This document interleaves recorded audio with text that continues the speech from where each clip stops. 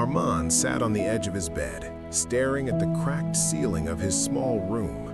It was 5:30 in the morning. His alarm had rung 3 times, and yet he had no energy to move. His shoes lay on the floor, covered with dust from the day before. His notebook, filled with goals, plans, dreams, and deadlines, sat on the table, untouched. For the first time in months, Armand felt something he had never allowed himself to feel before. He wanted to quit. He had been preparing for a prestigious scholarship exam, one that could change the direction of his future. Every day he woke up early, studied 12 hours, took odd jobs in the evening, and returned home exhausted. But despite giving everything he had, his mock test scores were low, and the competition was fierce. He felt small. He felt defeated. He felt like maybe, just maybe, he wasn't meant for great things. Armand buried his face in his hands. What's the point? I've tried everything. Maybe I'm not smart enough. Maybe this dream is too big for me.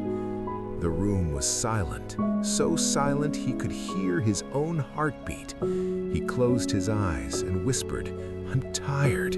I can't keep doing this." At that exact moment, his phone buzzed.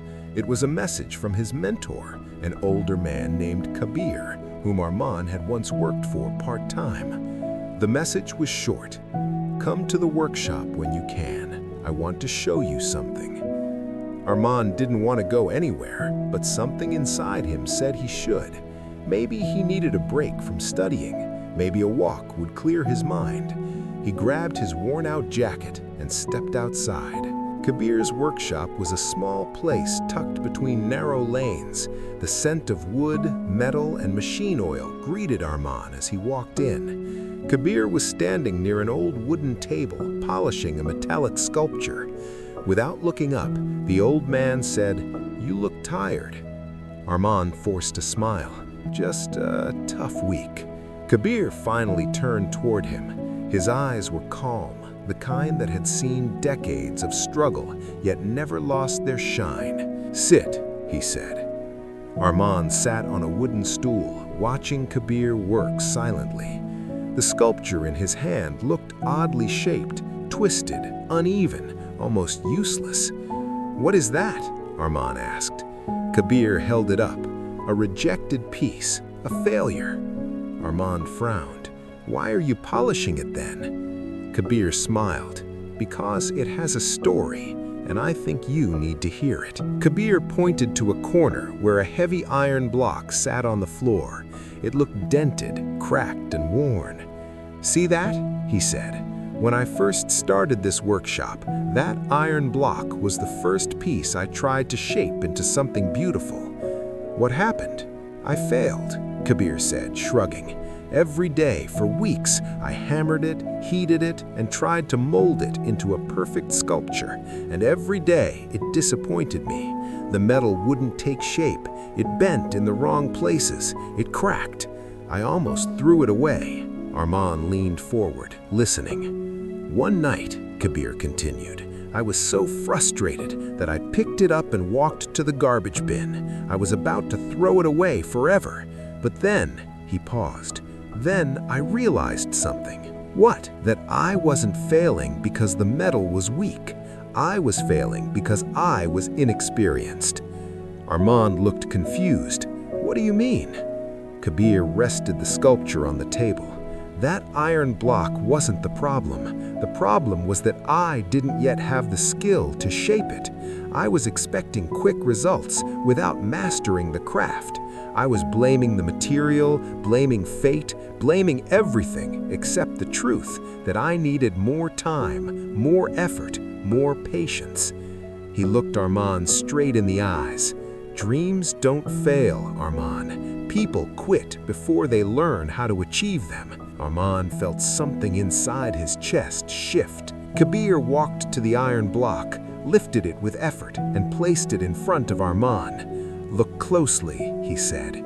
Armand ran his fingers along the cold surface. Every dent, every scratch, every crack told a story of struggle. But something else caught his eye. Near the bottom, carved into the metal was a message. I was shaped by persistence. Armand looked up. You carved this? Kabir nodded. Years later, after I became skilled enough to understand that none of my early efforts were wasted, all those failures, they taught me how to succeed. Kabir stepped closer and rested a hand on Armand's shoulder.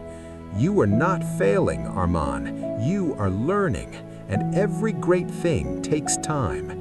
Every winner was once a beginner. Every master was once a disaster. Armand felt his eyes sting. But it's hard, he said. Of course it's hard, Kabir laughed. If it were easy, everyone would do it. Then his voice softened. But remember this, when you feel like quitting, it only means you are closer than ever before. That feeling comes when you have already invested so much effort that your mind gets scared of losing.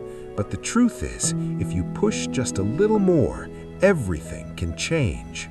Armand didn't say anything, but something inside him lit up again. The hopelessness he felt earlier began to melt away. Kabir picked up the polished sculpture he had been working on earlier, a beautiful metallic bird, wings spread as if ready to fly. This, he said, is what patience can do. Then he handed the sculpture to Armand. Take it, he said. Whenever you feel like quitting, look at it and remember, your struggles are shaping you. Armand held the sculpture tightly. For the first time in weeks, he felt hope rising again. Over the next days, something changed in him. Armand woke up early again, not because he had to, but because he wanted to. He studied with a calm focus. He no longer judged himself by mock test scores. He stopped comparing his progress with others. Instead, he started competing with the person he was yesterday. Some days were still tough. Some nights were still exhausting. But every time he felt like quitting, he touched the metallic bird and remembered Kabir's words. Dreams don't fail. People quit too soon. Slowly, his scores improved, his confidence returned, his understanding deepened. He began to master concepts that once terrified him. And then, the day of the scholarship exam arrived. Armand walked into the exam hall with steady steps, not because he was completely ready, but because he was no longer afraid of failing. He had learned something far more valuable than formulas and facts. He had learned resilience. Weeks later, when the results came, Armand opened the email with shaking hands. He had done it. He had earned the scholarship.